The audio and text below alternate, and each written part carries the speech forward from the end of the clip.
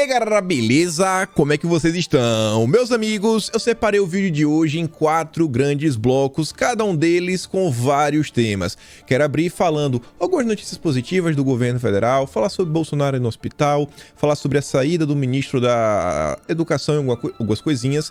Depois falar a turma da esquerda mais ligada aí ao PT, ao Lula, o que eles andam aprontando. Dá falar um pouquinho aí dos ataques, os ataques que Bolsonaro está preparando, planejando contra o Lula, né? Será mesmo? Enfim, muita coisa pra gente falar, até do Lula-Palusa, só um bocadinho mais. Depois vamos falar sobre a gloriosa família Moro, mais algumas informaçõezinhas, né, bem interessantes. E no próximo tema, que também tem conexão com a galera do Moro, tem algumas coisas que vão deixar vocês de cabelo em pé. Coisa assim complicada.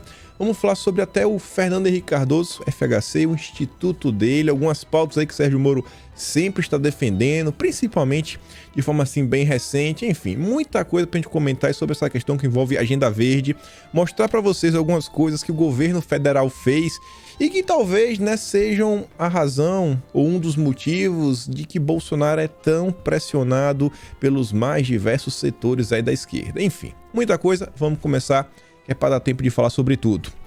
Mostrar aqui na notícia positiva aí no âmbito econômico, a arrecadação federal tem o melhor resultado real da série histórica para fevereiro, recorde histórico. No acumulado do ano, a arrecadação também foi recorde, alcançando 383, quase 384 bilhões. Saiu ontem. O Balboa diz, né, vão passar o ano revisando. Realmente, né? O Paulo Guedes falou que a economia tende a ir melhorando a cada mês e é o que todo mundo torce, né? Todo mundo quer ver o Brasil avançando. Outra medida, que essa daqui é mais uma de inúmeras que o governo vem tomando desde março ou foi fevereiro de 2020, no âmbito da pandemia, para garantir que os comércios e as pessoas não percam seus empregos.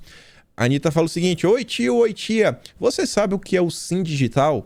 É o programa do governo Jair Bolsonaro que simplifica o acesso ao crédito e ajuda na geração de trabalho e renda. A expectativa é atender 4,5 milhões de empreendedores. É facilitar a vida de quem mais sofreu com o fecha tudo da pandemia.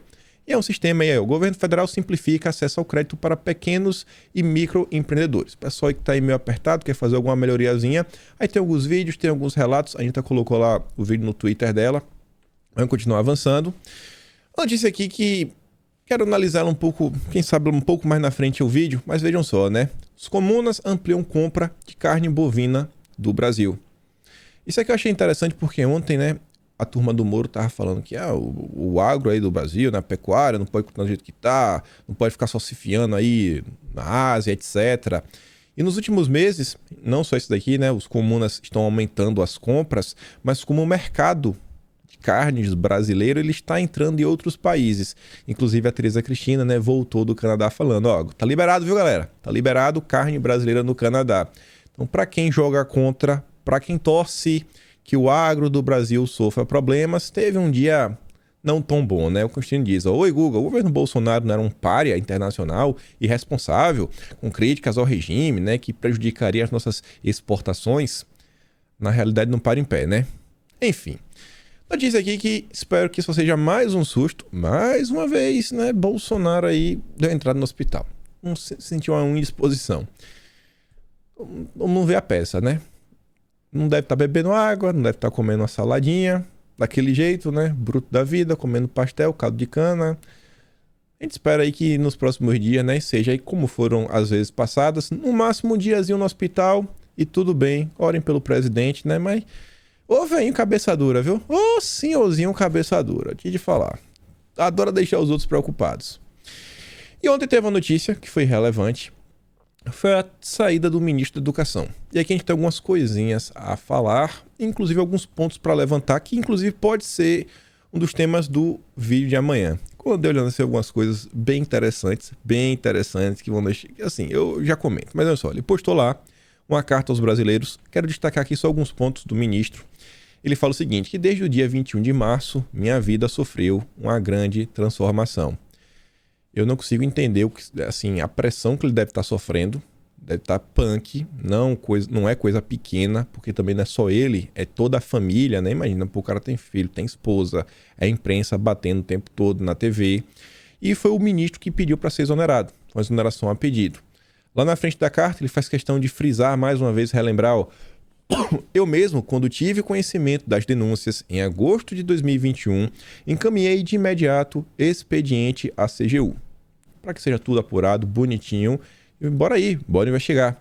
Depois ele lista os pilares aí, né, que para eles são assim, importantíssimos, né, que Deus, pátria, honra e meu país. E ele fala o seguinte: assim, levando em consideração os aspectos citados, decidi solicitar ao presidente Bolsonaro a exoneração do cargo de ministro, a fim de que não paire nenhuma incerteza sobre minha conduta e do governo federal. Meu afastamento visa, mais do que tudo, deixar claro que quero uma investigação completa e isenta. Acho que vai ficar muito difícil alguém falar, né, que ele está sendo protegido e tudo mais. Tá fora do governo. A galera vai investigar aí. Numa boa, vai lá. Não é membro do governo, não é nada. Não vai ter nem o que interferir, o que falar. Achei uma atitude nobre do ministro, pensando, né, num tamanho maior. Sabem que vão tentar tirar proveito para diversas situações, né? Tentar tirar proveito para diversos lados, diversos candidatos. Optou aí e falou: não, eu vou me afastar. Peço para me afastar, por questão de família e tudo mais. Com a saída do ministro, quem vai ficar aí a priori como interino, espera-se, já se fala inclusive que ele pode ficar pelo menos até o final de 2022, é o Vitor Godoy Veiga. Fui atrás da informação e o que eu voltei é o seguinte: o pessoal assim mais, como é que posso falar, né? Mais à direita, que faz parte do MEC, né? Vocês sabem quem são, vocês conhecem, tem alguns nomes bem conhecidos lá no MEC. O pessoal fala que o Vitor Godoy é uma pessoa assim com bom trânsito, é um cara bom de trabalhar, era o secretário executivo. O que eu ouvi as pessoas falando é o seguinte: o secretário executivo da pasta é o cara que ele é, vamos pensar num jogo de futebol, que todo brasileiro tem no mínimo de futebol. É o cara que tá no meio de campo. A função dele é pegar a bola ali do zagueiro, tocar pro atacante, ajudar na marcação, faz uma coisa, outra, resolver um pouquinho de tudo. Então, um cara que conhece realmente o funcionamento da pasta. Não é um cara que tá chegando agora que vai estar completamente perdido. Não, um cara que sabe, conhece as pessoas que já está no MEC, vem desenvolvendo um bom trabalho, falam que ele dá bastante condição também de trabalho, ajuda, um cara sempre assim... Pelo que eu ouvi falar, ninguém tinha nada a reclamar desse cara. Tá aí é o cara que vai ficar a priori no lugar do Milton Ribeiro. Talvez tenha algum próximo nome a ser indicado, mas pelo menos está como interino. Espera-se que ele fique até o final de 2022. Sobre a saída, algumas coisas que me chamaram a atenção é o seguinte: quem mais está fazendo pressão, no sentido assim que o furo, onde tudo começa, onde o veículo de informação que mais está soltando notas sobre a questão do MEC, sem sombra de dúvidas, é o Estadão. O Estadão, cara, tá em tudo. E tem um jornalista específico. Não é um jornalista que a gente já comentou em vídeo, não é um cara assim famoso nem nada.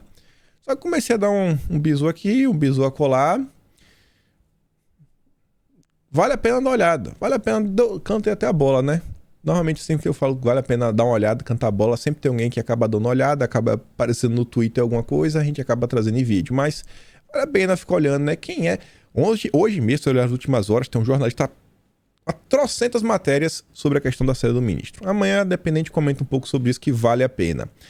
Mas diante da saída, né? Aí algumas pessoas, algumas instituições, ONGs, institutos que vocês já conhecem, se pronunciaram. Um deles, o Todos pela Educação, né? A turminha lá da Priscila Cruz, ligada ao lema.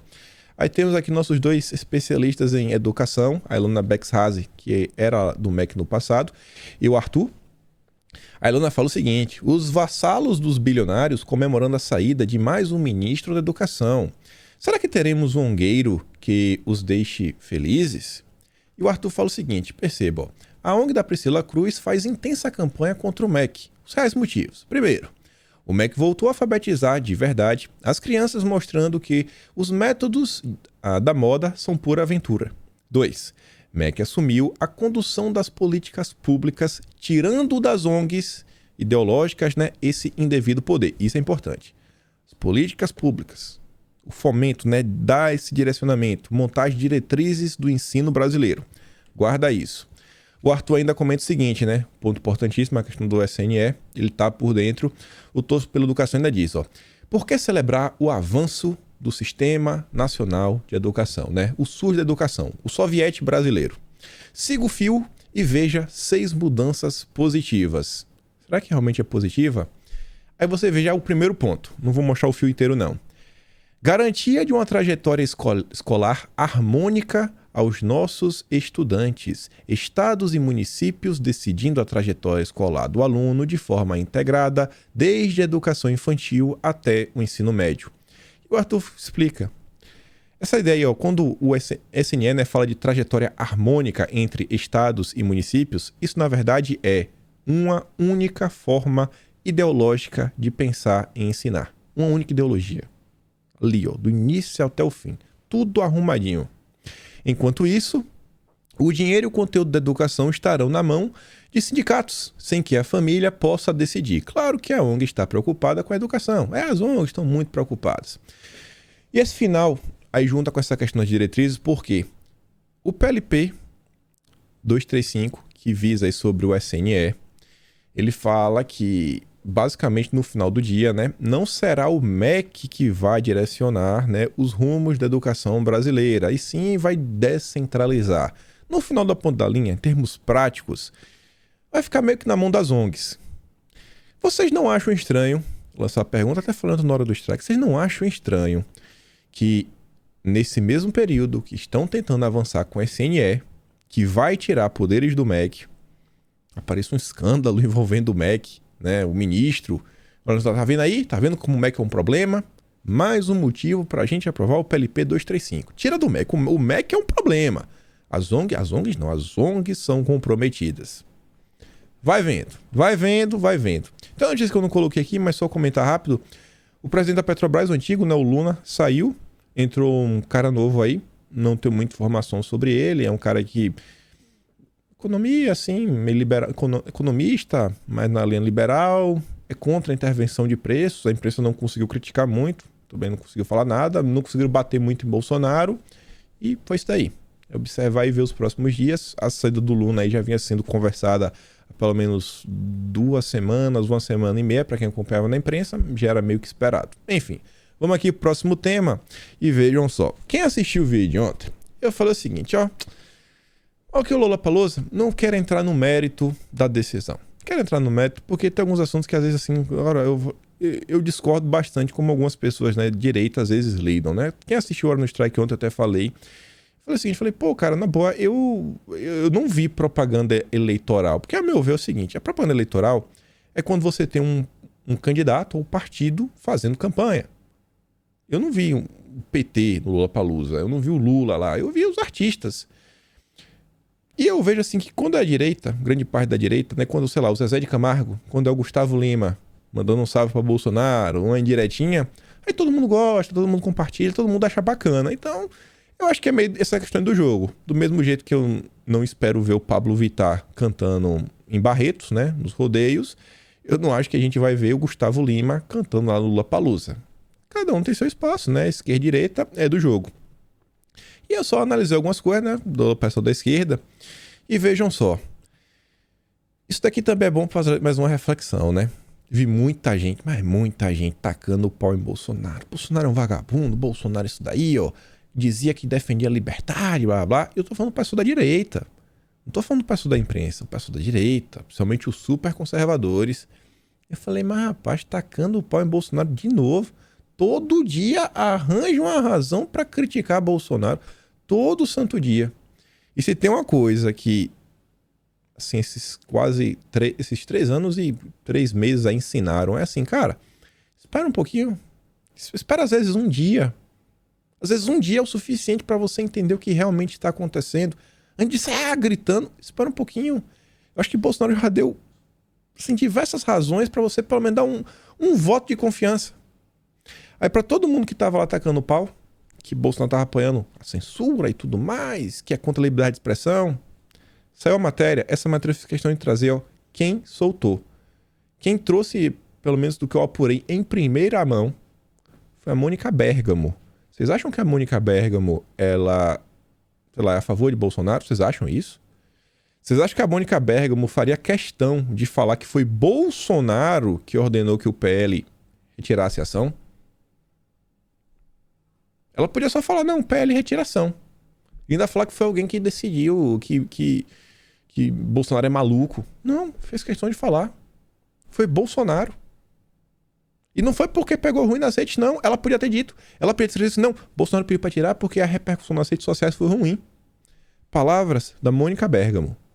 O presidente Jair Bolsonaro ordenou ao presidente do PL, o Valdemar, que o partido retirasse a ação contra o festival. De acordo com um dos integrantes da equipe do presidente, ele estaria furioso e sequer teria sido consultado sobre a iniciativa. A Mônica Bergamo teria alguma razão para falar isso daí? Para defender Bolsonaro? Mas não. Cara, assim, gente, eu fico às vezes de cara. É tantas coisas que já foram assim entregues. Falando, cara, confia. Às vezes espera um dia antes de jogar pedra. Ou pelo menos pergunta, pô, Bolsonaro, você concorda com isso? Depois da repreensão, a agremiação desistiu da ação na corte. O pedido de retirada foi feito na noite dessa segunda. Bolsonaro telefonou no fim da tarde ao presidente da legenda, irritado, reclamou do pedido de censura feito ao TSE. A ação já tinha sido, inclusive, acatada por um dos magistrados da corte, agora perde a validade. De acordo com o ministro próximo de Bolsonaro, a ação do PL foi considerada um desastre, já que o presidente não poderia mais sustentar o discurso que faz de liberdade total de expressão caso apoiasse a proibição de críticas de artistas ao governo. Toca lá o pão em Bolsonaro. E ainda sobre Bolsonaro, já que começando a falar um pouco sobre Lula, olha essa manchete. Você acha que essa manchete ela condiz com o texto? Guilherme Amado, ele é eleitor do Lula. Nenhum problema, né? Mas, pô, cara, às vezes é só ser um pouquinho mais cuidadoso. Bolsonaro prepara arsenal de vídeos de Alckmin para atacar Lula. Bolsonaro vai atacar Lula, vai atacar. Vai fazer o quê? Vai bater, não vai fazer o quê? Aí você vai ler a matéria. A campanha de Jair Bolsonaro prepara um arsenal de vídeos de Geraldo Alckmin atacando Lula em campanhas do passado para usar contra o petista. Pô, por que não bota isso na manchete, né? Pô, Bolsonaro prepara um arsenal de vídeos para usar contra o Lula. Simples assim. Quem tá atacando é o Alckmin. Bolsonaro vai atacar Lula com os vídeos que o Alckmin ataca o Lula. Tá vendo como são as coisas? Já foram selecionados trechos da campanha de 2006, quando os dois se enfrentaram diretamente, também em 2018, quando Alckmin enfrentava Haddad, mas também batia no petista. O material vai se somar aos vídeos de delatores da Lava Jato, como Paulo Roberto Costa e Antônio Palocci. Aí agora pergunta, né? O que o Bolsonaro vai fazer? É só, né, fazer... Não, acho que na verdade que podia botar até a manchete, né? Bolsonaro repetirá estratégia das eleições de 2018. João 8:32. Conheça a verdade. Ele só vai mostrar um vídeo do passado só para as pessoas relembrarem o que é o Lula, o que é o PT, o que é o Alckmin. Simples assim, não tem nenhum ataque. Não, gente, vamos relembrar. Vamos relembrar. Aqui, ó. Só vejam.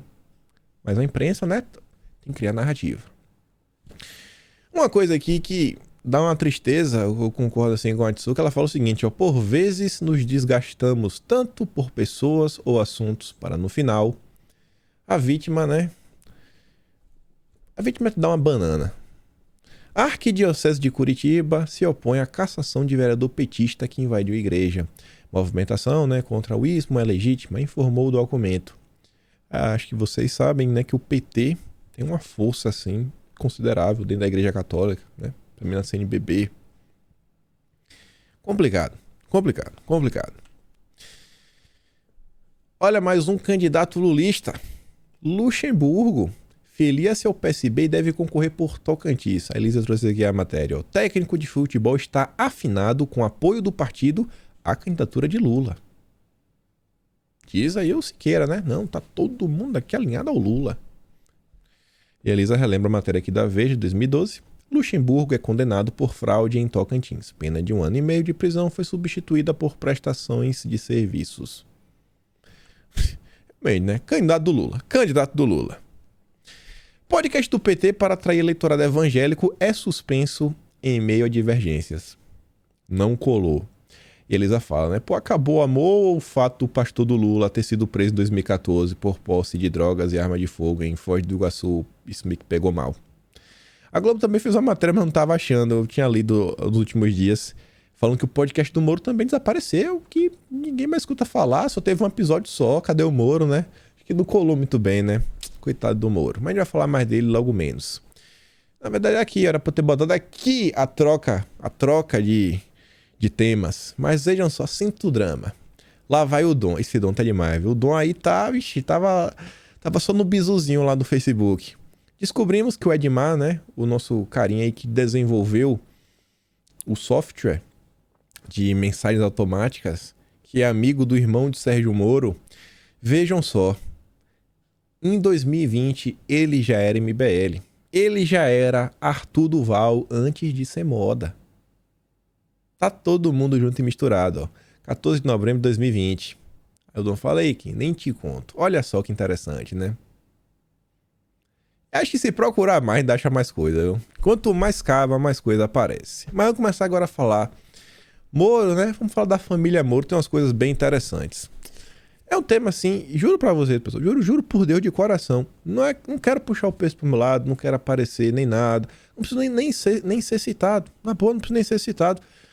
Mas assim, eu esperava que às vezes a galera, em parte dos deputados, né, tomasse às vezes algumas ações. Pô, quem acompanha a política há um tempo, né, principalmente em 2019, viu que uma CPMI foi criada contra o governo com base, sabe, uma matéria na imprensa. Eu acho que temos agora, né, muita coisa densa, inclusive que uma atuação que relembra basicamente 100% igual às ações do MBL do ano de 2018, quando utilizaram o aplicativo Voxer no Facebook. Assim, o método é extremamente parecido. Tudo documentado, tudo bonitinho. O Carlos Bolsonaro até falou o seguinte: pô, é impressionante como a imprensa simplesmente não aprofunda em nada diante de absolutamente todos os fatos expostos sobre o ex-presidiário e o Serginho. Teria método? Acho que não, né? É tudo invenção da cabeça, fatos. Imagina se fosse com outro. Eu realmente me pergunto, né? E não só a imprensa, né? Pô, eu realmente às vezes esperava que, quem sabe, nosso deputado se movesse um pouquinho. O Carlos Bolsonaro até fala o seguinte, ó: quando apresentado o inicial do aplicativo App Bolsonaro TV para informações que possam interessar o cidadão, fomos massacrados por orquestra da imprensa e sua narrativa diária de fake news, mesmo sem qualquer tipo de recolhimento. Não tinha recolhimento de nome, CPF, endereço, nada. O blogueiro Paulo Vitor Ribeiro, do Intercept, que nos acusou, passou a receber a inquérito tipificado no crime de difamação. Hoje, a Prefeitura do Rio, em processo de pleito eleitoral, lança aplicativo de prestação de serviços com explícita coleta de dados. Coincidentemente, não se vê escândalo da imprensa que outrora foi visto. Tendo em vista as dúvidas, estudamos questionamentos jurídicos para averiguação do possível caso de coleta de dados e diversas outras derivações que conotam antecipado processo de campanha eleitoral. Carlos é vereador lá no Rio, né? Acho que no Rio ele pode, e essa questão que vai ao aplicativo da família faz sentido. Agora, assim, nossos deputados a nível federal, né? As pessoas ligadas, inclusive, a partido, pô, vai deixar passar mais uma oportunidade, né? Inclusive, é uma coisa que eu tava pesquisando. Eu botei no Google só pra ver, sei lá, roubou do Moro, qualquer coisa. Nenhuma matéria na imprensa eu achei. Nenhuma matéria na imprensa, eu falei assim, pô, uma matériazinha, né? Pra no futuro, quando alguém pesquisar o passado, tentar achar alguma coisa. Sabe? Pra não parecer esses jovens que vão votar no Lula. Dá uma certa tristeza. Não queria que aparecesse meu nome nem nada, mas só assim as pessoas saberem o que está acontecendo. Tudo que acusaram Bolsonaro, né? Tudo, e olha o que está acontecendo. Mas enfim. Ontem Sérgio Moro postou essa foto. Eu tive que trazer isso daqui, né? Em uma clara tentativa de imitar Bolsonaro, eu vi até o pessoal falando o seguinte: o mito cria, o doidinho copia, né? Lá vai ele postando a foto de um Cássio. Porque o Lula, né, postou aquela foto do Piaget de mais de 70 mil reais e o PT foi lá e cortou a foto do Instagram. Perceba algumas coisas. No Twitter, eu já ensinei uma regra, né? Quando você tem mais comentários que curtidas, meu amigo, deu muito ruim. Nesse caso aqui, você tem 60% de comentários. Você acha que o Moro recebeu elogios? Eu acho que não. E você vê, ó, os compartilhamentos estão tendo um certo padrão para a quantidade de curtida. Só que quando você abre, você percebe que tem 826 compartilhamentos para 682 compartilhamentos com comentários. Quando tem muito compartilhamento com comentário, normalmente a galera dando um pitaco de forma negativa. E assim foi. E o maior cara de pau, e o motivo que eu estarei sobre isso, e algumas pessoas notaram a cara de pau do Moro, como por exemplo a Yara, é que o Moro quer fingir, né, que ele é humildão, que ele é tipo Bolsonaro, né? Que tem um relógio da Cássio. Quando, na verdade, o Moro tem uma coleção de relógios. Talvez o Moro tenha mais relógios do que o Lula. Aqui mesmo você já vê, ó. A Yara já achou, inclusive, qual é o relógio que ele tem, um modelo, ó. O Zé Graça precisa usar um relógio para controlar os batimentos cardíacos porque não consegue aguentar a pressão. Olha esse daqui. Esse de metal, Moro. Que relógio é esse? É um Rolex? Será que o Moro tá com um Rolex no braço? Patek Philippe, né? Tag Heuer. Que relógio é esse, Moro? Que relógio é esse? Parece caro, viu? Parece caro. E esse outro aqui, que parece também de metal, mas não sei se é a sombra, etc. Assim, né? Um fundo meio preto. Parece um metal meio preto, né? Mas não. O Moro tem uma coleção de relógios. Mas tem que se vender como candidato humildão. Mas beleza, vamos continuar avançando, né? O Tenente Moro até colocou essa piada, né? Agora o próximo passo é o Moro começar a andar de moto, fazer uma motociata. Moro agora vai fazer uma motociata. Se é que Moro sabe andar de moto. Tá lá, né? Botou lá o Moro com o Arthur na garupa. E vejam só. O Moro que abre a boca o tempo todo pra querer acusar Bolsonaro de centrão, disso, daquilo, outro. Ele se encontrou com o Bivar e ele falou uma coisa interessante. Muito interessante mesmo. Ele falou o seguinte: eu encontrei com o Bivar. Reforçamos a necessidade de termos um único candidato do centro político, blá blá blá. Bivar seria um ótimo vice ou cabeça de chapa. E olha o que ele diz no final: estaremos juntos de 2022 a 2026, pelo menos. Independente do que acontecer nas eleições, estaremos juntos. Estarão juntos. Mesmo que o Moro não seja eleito. Quem sabe o Moro não ocupa um cargo em alguma secretaria do partido, alguma indicação, alguma coisa do gênero. Quem sabe o União Brasil consegue alguma vaga aí para indicar alguém, sei lá, em algum tribunal, alguma autarquia no país, vai lá, bota o Moro, ou então algum conselho, não, bota o Moro aqui nesse conselho.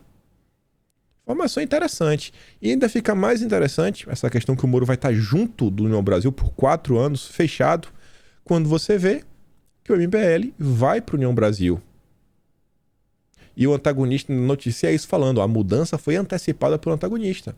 Mostrando que nós sabemos o que está acontecendo no MBL. Nós temos a informação de lá, né, de bastidor. Estamos juntos. Ainda mantém essa ponte. Ou seja, aquela conversa do Moro e MBL continuam todos juntos e misturados. E já estão fazendo aí planos de trabalharem juntos pelos próximos 4 anos. 4 anos trabalhando juntos. Toda essa turminha. E sobre o MBL, isso é uma matéria no Estadão. A manchete é sobre o Dória, mas a parte interessante do MBL é o seguinte, ó. Para aliados de Dória, o jogo não começou e o imunizante será a estrela da partida. Só que lá na frente da matéria do Estadão, fala o seguinte, ó. Fechou. Após negociações com algumas siglas, o MBL oficializou o ingresso no Bloco do União Brasil. E fala o seguinte, ó. Entre as exigências do MBL para entrar no União estão ter garantidas as condições de atuar em comissões importantes do Congresso e manter independência em relação ao apoio na eleição presidencial deste ano. O movimento quer apoiar a candidatura de Sérgio Moro para o Palácio do Planalto, a todo custo. Estamos fechados com o Sérgio Moro. Independente do partido, fechado com o Sérgio Moro. Fechado. Já estão pensando nas comissões. Olha como o MBL já pensa lá na frente. Aí você, agora imagina, 2023... Comissão do Meio Ambiente. Tá lá o Kim Kataguiri. A Agenda 2030. ODS, né? Batendo palma aí para as decisões internacionais, ONU, etc. IPCC, Uhul, bacana. Colocar no Brasil. Fazer discurso aí que o Brasil tem que ser sancionado. Isso parece um cenário difícil de acontecer. Parece um cenário difícil, longínquo. Imagina o Moro próximo do MBL, buzinando no ouvido, dando vários materiais. Só 2023 vai ser muita confusão, viu? Já vai começar um ano confuso. Temos aqui também nossa candidata, né? Rosângela Moro, candidatíssima. Agora já mudou o domicílio eleitoral dela para São Paulo. O Arthur até diz, né? Tem mais coisa nesse ângulo. A mudança do domicílio eleitoral é para deixar a Moro senador como plano B de sua fracassada candidatura presidencial. Moro está desesperado pelo foro. E aí olha só o seguinte, sobre essa questão do Moro, saiu uma matéria, e essa matéria é interessante que ela chamou minha atenção, e a gente vai puxar um fio aqui agora, inesperado. Quando eu vi essa foto, eu falei, pô, peraí, eu comentei essa foto ontem, só que a foto que eu vi, o Moro estava do lado da Renata Abreu, E a Rosângela tava do lado do Flávio Arnes, ela não tava do lado do Moro. Então eu falei, pô, tem uma série de fotos. Se liga. Mas vamos para a matéria primeiro. Sérgio Moro decide manter domicílio eleitoral no Paraná. O ex-juiz chegou a cogitar transferir seu domicílio eleitoral para São Paulo, né? Por onde pensava, quem sabe, aí ser candidato ao Senado e não disputar na Câmara junto com o Deltan Dallagnol, etc, tudo mais. Parece que o Moro realmente vai até o fim para rodar o Brasil, tudo pago, campanha eleitoral, conhecer um monte de gente, conhecer empresário e se tornar o ex-presidenciável, né? Aparecer na TV como um cara que concorreu à presidência da República. Poucos nomes no Brasil, né? Um dia já tentaram ser presidentes. Pouquíssimos nomes. É um grupo seletíssimo de pessoas. E aí, beleza. E aí eu fui tentar saber, falei, cara, tem um monte de foto desse evento. Eu vi a da foto, mas falei, será que o Moro colocou no Instagram? Fui no Instagram do Moro, não vi algumas coisas, mas quando eu fui no Instagram da Rosângela, eu falei, ih, rapaz, eu achei aquela foto, e não só achei aquela foto, achei essa foto aqui, ó. A Rosângela fez questão de todos os convidados presentes, a Rosângela fez questão de colocar a foto com Flávio Arnes, juntos e misturados. Recebendo senadores do estado do Paraná, Flávio Arnes, Aurel Visto, Álvaro Dias e a presidente do Podemos, a Renata Abreu. Sempre bom debater sobre o país. Fez questão de bater uma fotinha com o Flávio Arnes, conhece, né, de longas datas, né, questão da PAI, o governo Beto Richa, etc. E por que isso é interessante? Arnes, a gente sempre fala que a família Arnes é muito próxima da família Moro. Tô eu passando pelo Twitter ontem, e lá vai o dono, né, sempre procurando confusão. Eu vi ele postar isso daqui, ó, que a comissão Arnes tava seguindo ele, começou a seguir ele. Eu falei, ih, rapaz. Ele falou, ó, tô ficando importante. Foi só começar, né, a falar um pouquinho do Moro, do redor dele, que a comissão Arnes me notou. A comissão Arnes aí foi criada em homenagem ao Dom Evaristo Arnes. Beleza, bacana. Eu fui dar uma olhada, né, no perfil dele lá no Twitter e achei umas coisas bem interessantes. Vamos dar um bisu aqui junto agora. A comissão Arnes, ontem, dia 28, tava lá, ó, militando contra o PL 191. Essa história do Brasil ser autossuficiente em fertilizantes, que a verdade não é nem ser apenas autossuficiente em fertilizantes, né? É destravar o setor de mineração no Brasil. Tá lá, ó. PL 191 traz graves consequências, não somente para os povos indígenas, mas para todos nós. Beleza. Não vou nem falar que ele tá certo nem tá errado, mas a esquerda, né, normalmente pensa assim, a direita pensa o contrário. Tá lá compartilhando a Comissão Pro-Índio de São Paulo. Aí eu fui olhar mais, né, o Twitter deles e achei esse post aqui, eu achei interessante. Eu falei, pô, agora eu entendi porque o Brasil no exterior é tão mal visto. Acho que o Moro deve ter tomado uma aula, né, combinou junto aqui para todo mundo fazer a mesma coisa. 25 de março, 2h46 da tarde. Colocaram um texto. Olha para isso daqui.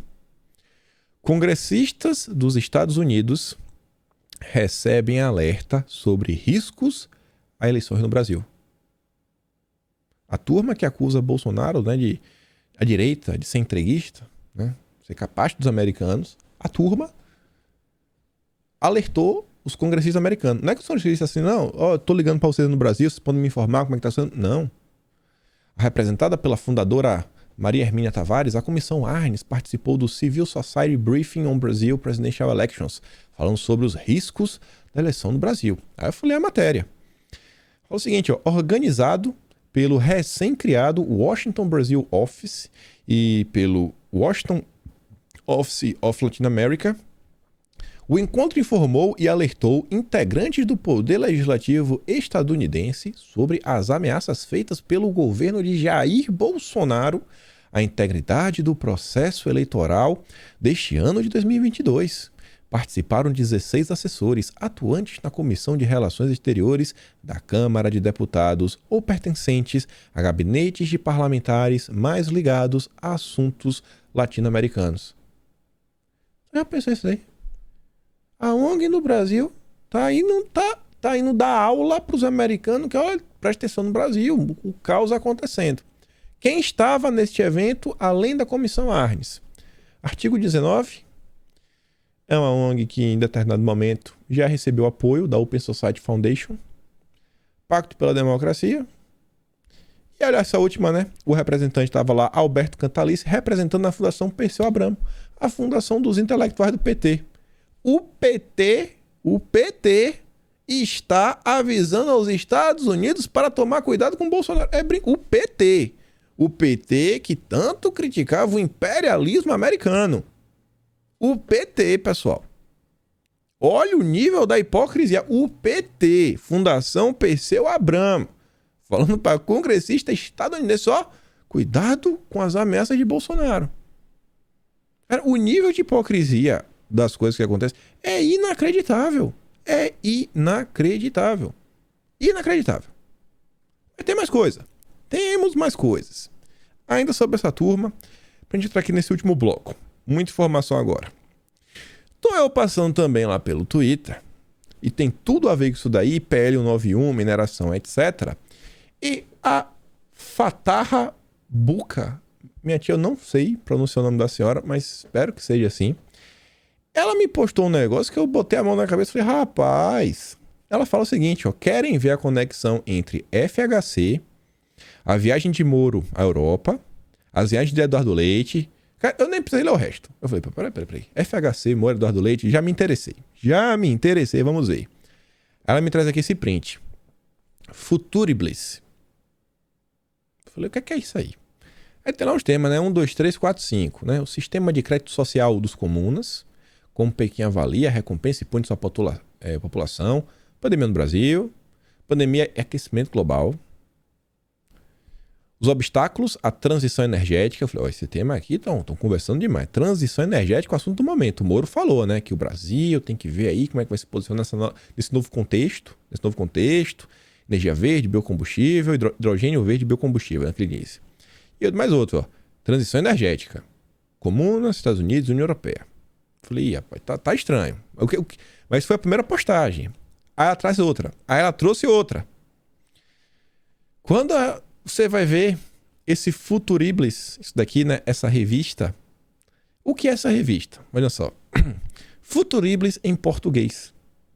Isso daí é uma iniciativa da Fundação Fernando Henrique Cardoso. Olha lá, ó. Promover esse diálogo é o objetivo da revista eletrônica Futuriblis em português, uma iniciativa do Plataforma Democrática, projeto que a Fundação Fernando Henrique Cardoso realiza em parceria com o Centro Edelstein de Pesquisas Sociais há mais de 10 anos. A Fundação FHC funciona como uma espécie de think tank, né? As pessoas promoverem ideias dentro do Brasil.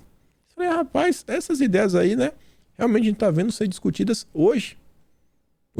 Desde lá de trás o pessoal já tá comentando. Achei interessante, né? Tá lá, ó. Ela traz esse artigo. Aí esse artigo eu fui atrás para dar uma lida nele. Tem umas coisas interessantes, mas tá lá, ó. Plataforma Democrática. Fundação FHC. FHC é um cara à frente do seu tempo. Aí olha esse artigo, né? Transição energética. Novas rivalidades entre os comunas, Estados Unidos e União Europeia. A transição energética de baixo carbono é desde já objeto de uma batalha industrial, uma vez que traz em si a promessa de mercados em expansão para tecnologias compatíveis com tal objetivo, que podem assumir uma dimensão mundial e são passíveis de se tornar os pilares dos sistemas de energia do futuro. As implicações geopolíticas, econômicas e tecnológicas específicas da transição dizem respeito ao controle. O que ele está falando? Ó? Ele vai listar agora uma série de itens que, assim, ó, para você conseguir mudar essas mudanças, né? Para você conseguir direcionar essas mudanças, você tem que ter o controle, ou será o controle dessas coisas que vai levar a uma transição energética. Ou seja, se a gente quer ter uma transição energética, precisamos ter o controle dos recursos da transição energética. Como é que você vai mudar se você não tem, sabe, se você não domina os recursos? E dominar os recursos, pessoal, não é dominar. Vamos pensar o seguinte. Vamos pensar o seguinte, energia nuclear. Eu tenho aqui agora uma coisa de uma reserva de urânio.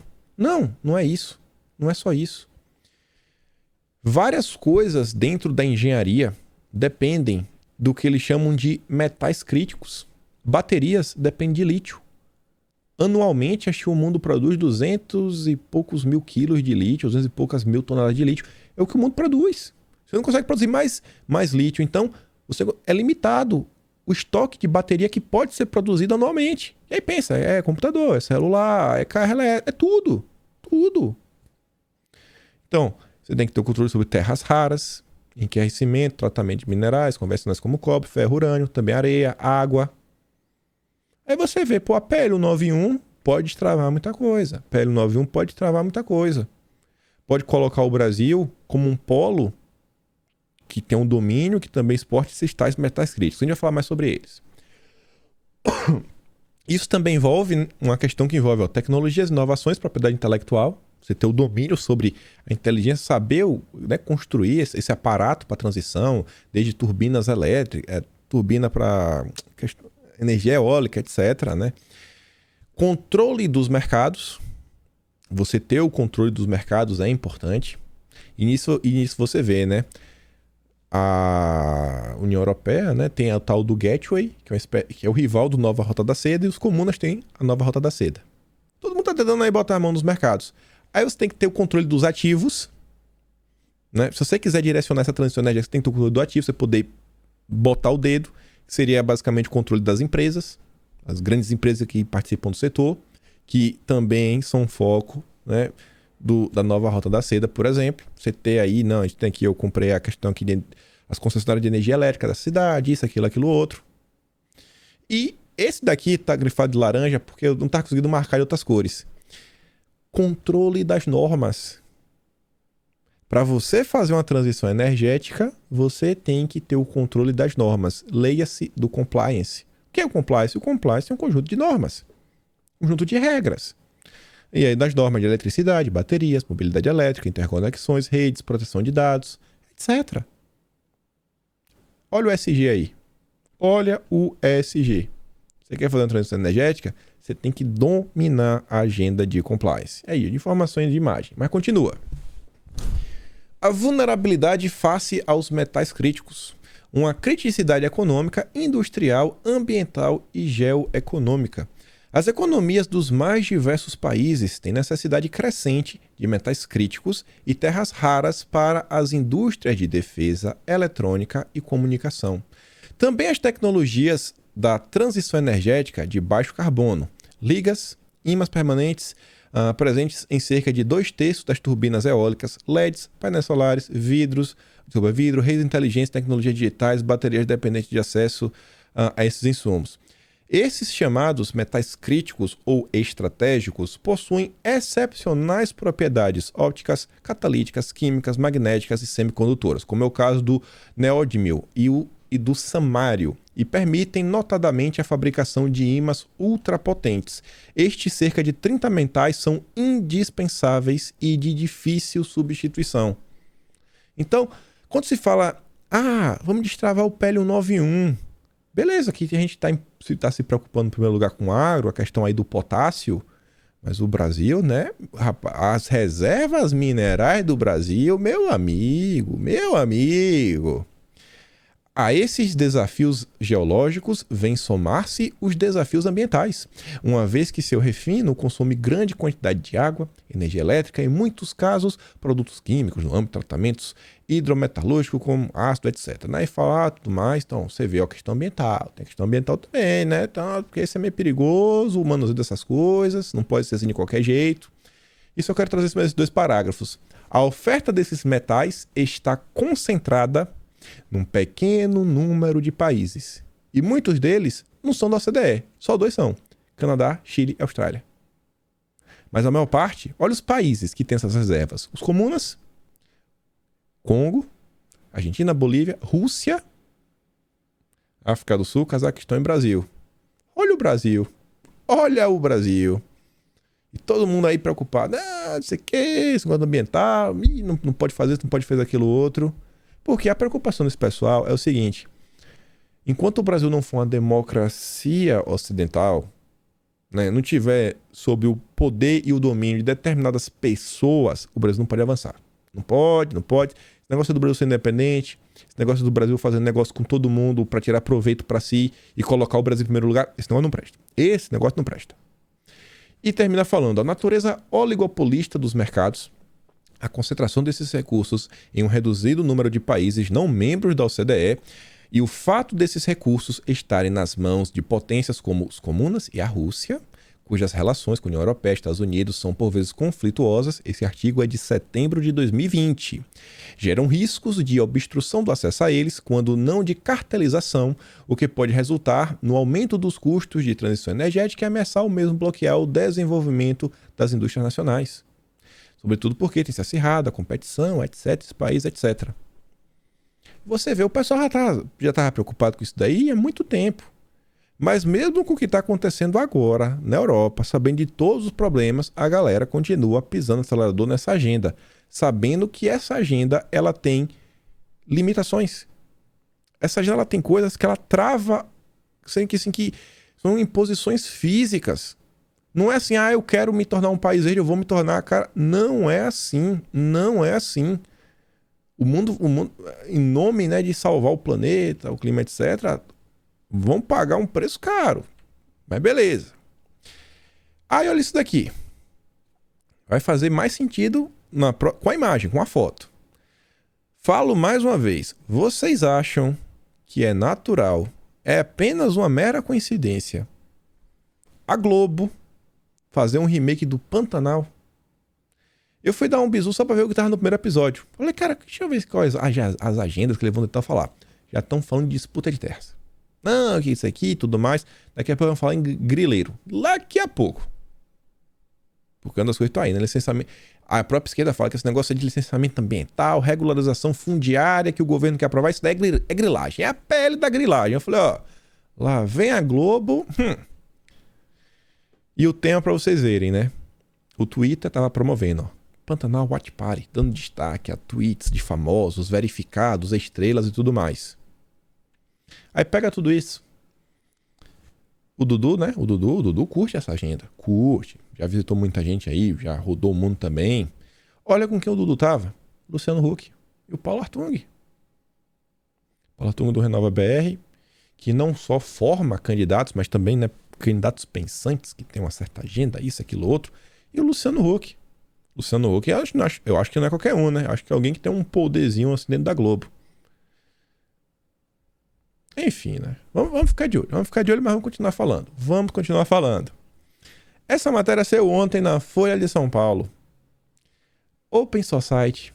A Open Society, a fundação do glorioso Jorginho, promove no Brasil um debate, né, violência contra mulheres na política, com a participação da Cátia Abreu e da ex-deputada Manuela Dávila. Também com a participação da Aniele Franco, né, diretora do Instituto Marielle Franco. E o debate será intramediado, né, pela gloriosa Patrícia Campos Melo.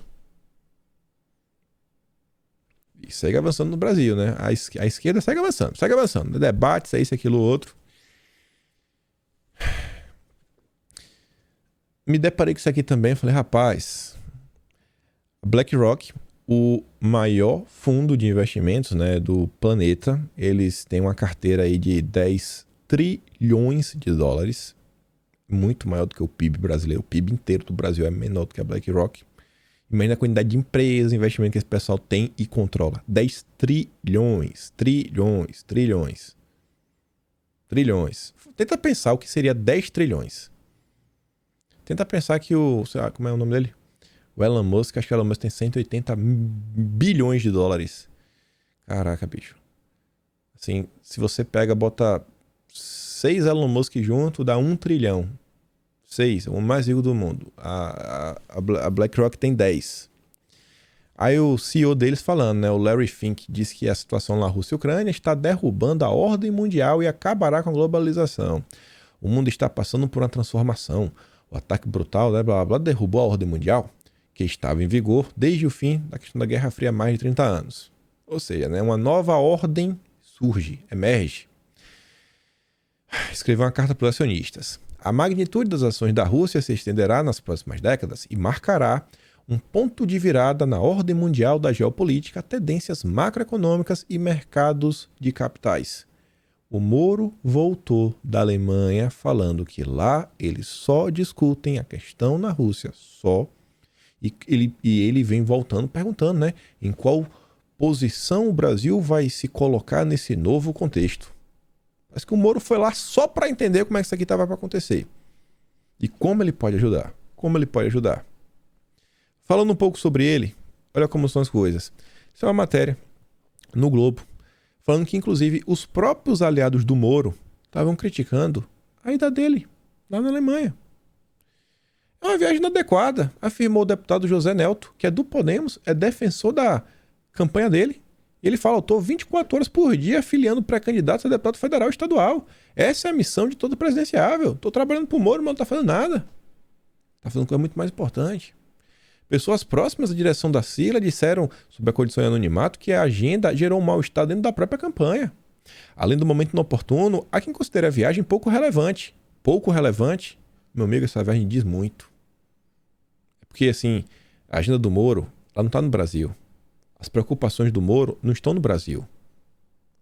Moro, ó, alguns caras lá de cima, Moro é brother. Ele deveria estar percorrendo o Brasil, disse um aliado que preferiu não se identificar. Moro não está preocupado com o Brasil. Moro já garantiu lá que até 2026 vai estar fechado com o Bivar, que na verdade é a União Brasil, que na verdade é o MBL, né, que tem algumas posições chaves. Você acha que o Moro já não ligou para o MBL e falou: ó, tô aqui na Alemanha, já conversei, ó, vocês aí que foi, quando a gente vai fazer essa aqui, a gente tem essas pautas. Capaz de ter um financiamento para o MBL agora, o MBL vai voar a partir de 2023. Vai vendo. E aí, só porque eu trouxe isso daqui, ó, só esse primeiro parágrafo, na verdade, eu trouxe só porque é o seguinte: o cara falando que tá filiando pré-candidato, né? Que ele é do partido do Moro, tá filiando pré-candidato. O Brasil Sem Medo trouxe a informação que o Podemos deve perder um deputado, que é o Roberto Lucena, deve estar indo por republicanos, porque ele quer apoiar Bolsonaro. Mais uma perda aí pra galera do Moro, que não vai bem. E aí eu fui dar uma olhada na internet sobre algo sobre isso, e aí mostrava lá que no início de março o Lucena tá me entregando na comitiva de Bolsonaro. Mas enfim, não é tão relevante não. Chegando aqui quase no final do vídeo, ontem também no Twitter, né? Vocês são demais. Toda hora aparece uma informação interessante. O Alexandre Pardon, ele fez uma pequena thread falando sobre o fundo da Amazônia. Aquele fundo lá que dá as zonas, que o governo Bolsonaro fez as mudanças. E aí trouxe algumas informações bem pertinentes, né? De algumas coisas que, pelo menos para mim, passaram batidas, né? No início do governo tinha coisas que... Tanta coisa acontecendo que às vezes você nem para prestar atenção no que realmente aconteceu naquele momento. Esse aqui não é o início da thread, eu não trouxe lá completa. Eu acho que vale a pena ir lá no perfil da Alexandre dar uma lida. Ele fala o seguinte: ó, em 2008 foi criado o Fundo Mundial da Amazônia. O Fundo Amazônico foi criado em agosto de 2008. A ideia proposta pelo governo brasileiro foi apresentada em 2007. Olha só, a ideia saiu do governo do Brasil. Quem era o ministro na época, né, em 2007? A Marina. Marina Silva era ministra do Meio Ambiente e era durante o governo Lula. Ou seja, a ideia saiu do governo Lula. Ele deixa o link, super interessante, tá lá. Eu criei em 2008.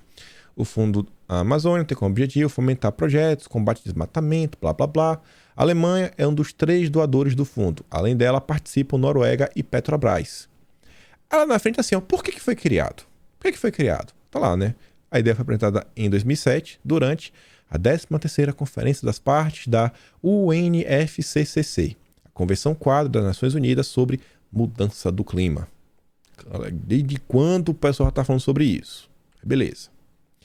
Aí o Alexandre, ele continua, e ele traz aqui uma matéria de 2008.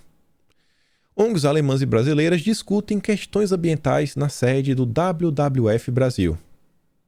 Perceba que é um projeto, né, ideias que não estão sendo discutidas a níveis assim, de legislativo, executivo, pessoas que foram eleitas, não as ONGs, tomando a frente, tipo o SUS da educação. A reunião faz parte de uma agenda de cooperação Brasil-Alemanha, marcada pela visita do ministro alemão do Meio Ambiente. Você vê, a Alemanha, né, ela tem uma relação com essa questão do verde que não é de hoje, né? Não é da ida do Sérgio Moro. Já tem tempo a Alemanha está interessada no Brasil. Ele conversou hoje em Brasília com a ministra brasileira do Meio Ambiente, Marina Silva. Nesta terça, Gabriel segue para a região de Santarém, no estado do Pará, onde visitará unidades de conservação e terá reuniões com representantes de ONGs ambientalistas brasileiras e alemãs. Aí o Alexandre, lá na frente eu tirei de ordem, porque eu acho que faz um pouco mais sentido, mostrando o que aconteceu no início do governo Bolsonaro. Uma matéria de 17 de maio de 2019. 5º mês de governo. Já não estava nem meio, na metade do mês ainda. Isto é, Ricardo Salles suspeita de irregularidades em contratos do Fundo Amazônia. Foi concebido na era PT, que a Marina era ministro do Meio Ambiente. O ministro Ricardo Salles afirmou nessa sexta que detectou possíveis irregularidades nos contratos do Fundo Amazônia, o maior projeto de cooperação internacional para a preservação da floresta no Brasil, que conta com a participação de Noruega e Alemanha. Há indícios de que estão gastando muitos recursos sem ter a comprovação de que estão trazendo resultados no objetivo do fundo. Aí pensa o seguinte, né? Quando você fala que um problema está acontecendo, como é que você prova que esse problema está acontecendo? Com dados. Concorda comigo? Você fala assim, a Amazônia queimou 5% desse ano. Como é que você sabe que queimou 5%? Porque você fez uma medição, né? Você vai ter que apresentar algum dado, fotos, estatísticas. Tem que ter alguma coisa. E alguém apresenta, vai lá, com uma ciência construída. Por que eu estou falando isso? Salles disse que as possíveis irregularidades foram detectadas em 1/4 dos 103 projetos em curso. E que entre os contratos sob suspeita estão ONGs as quais não identificou. E aí, vamos dar um bisu aqui em duas coisas desse fundo. Quando você fala no Fundo Amazônia, no site oficial deles, o Alexandre trouxe isso daqui. O Fundo Amazônia, ele tinha um comitê técnico do Fundo Amazônia para fazer levantamento de dados. Ó. O comitê técnico do Fundo Amazônia tem a atribuição de atestar a quantidade de emissões de carbono oriundas de desmatamento calculada pelo Ministério do Meio Ambiente. O Ministério produz, né, os dados e quem atesta, isso daí nesse ponto, é o comitê técnico. Lá dá o carimbo. Não, a gente confia aí em vocês. Para tanto, deve avaliar a metodologia de cálculo da área de desmatamento e a quantidade de carbono por hectare utilizada no cálculo das emissões. Então, tá vendo aí? Ele vai fazer uns cálculos e tudo mais. E aí, quando o governo Bolsonaro ele toma posse, você vê o Fundo Amazônia, ele fala o seguinte, já teve um decreto, o 9.759, de 11 de abril de 2009, já era governo Bolsonaro. Você vê, ó, o Comitê Orientador do Fundo Amazônia, o COFA, ele foi extinto. O decreto do governo Bolsonaro acabou com esse comitê. E o que é que esse comitê fazia? Ele tinha atribuição de estabelecer as diretrizes e critérios para a aplicação dos recursos. Esse comitê, ele desenhava o compliance para onde o dinheiro iria. Esse mesmo comitê acompanhava as informações sobre como esses recursos eram aplicados. E esse mesmo comitê aprovava o relatório de atividades do Fundo Amazônia. Ele cria as diretrizes, ele mesmo fiscaliza e ele mesmo aprova. Aí você vai na fala do Salles, ó. Não tá tendo a comprovação, né? Será que tinha alguma coisa a ver? Será que foi por isso que esse comitê foi extinto? Pô, o cara cria regra, cruza, cabeceia, faz o gol e você tem que confiar nele? Quem estabelece os diretrizes, as regras para colocar o dinheiro é quem acompanha e fiscaliza e quem aprova a fiscalização. Pô, amigão. Sabe?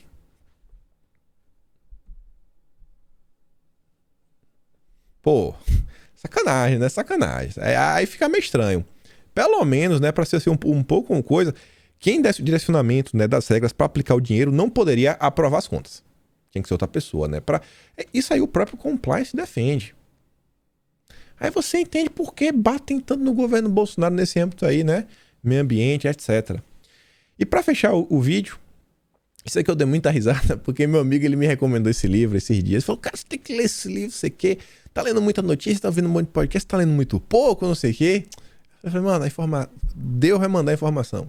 As coisas vão chegar até mim.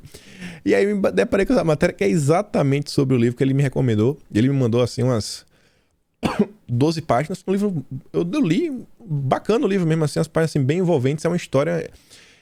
Ele é um livro que aborda sobre o meio ambiente em formato de romance. Um romance, sabe? Tipo 1984, que você discute sobre liberdade de expressão, só que contando um romance, o que tá acontecendo, sabe? Etc. Aquela sociedade distópica, enfim. Só que esse livro aqui ele traz informações assim, mais factuais, bem interessantes. E eu vi aqui esse site, que é ligado à esquerda. esse Bonifácio, né, a turma do Aldo Rebelo e tudo mais, a esquerda mais raiz. Aí falava o seguinte, ó, ambientalismo, novo totalitarismo? Interrogação.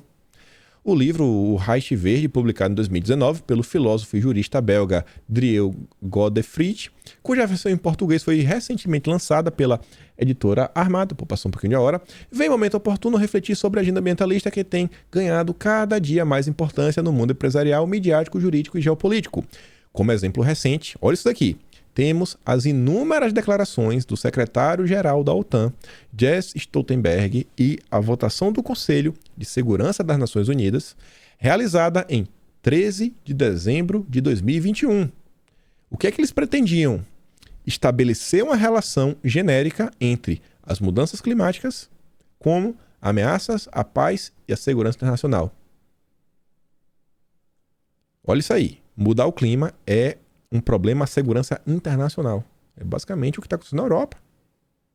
Aí imagina Bolsonaro, né, Amazônia, pegando fogo e ó, é o mundo.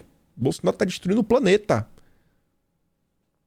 Proposta vetada por Rússia com a voto da Índia e a abstenção lá dos comunas. Olha o cenário que vem se desenhando. Olha essa agenda que vem. De lá, vem de fora para dentro. Olha a turminha aí, né? Como cada um se posiciona. Você tem as 3 vias aqui. Vocês têm as 3 vias.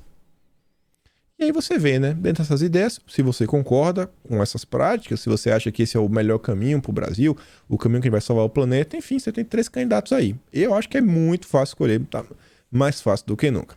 A gente fica por aqui, dá aquela curtida, aquela compartilhada. Se gosta do meu trabalho, né? Como sempre, pode me apoiar aqui no membro do canal, pelo Patreon, e a gente se vê amanhã. Fui, meus amigos.